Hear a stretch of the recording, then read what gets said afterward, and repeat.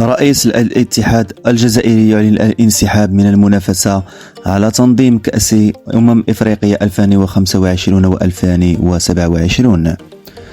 أعلن رئيس الاتحاد الجزائري لكرة القدم وليد الصادي اليوم انسحاب الجزائر من ترشحها لاحتضان نسختي كأس إفريقيا 2025 و 2027. ونقلت قناة بإن سبورت عبر حسابه الرسمي في تويتر خبر إعلان صادي انسحاب الجزائر بشكل رسمي من احتضان النسختين قبل يوم واحد من إعلان البلدين الفائزين باحتضان كل نسخة منهما، وذلك في تصريح خاص به التلفزيون الجزائري.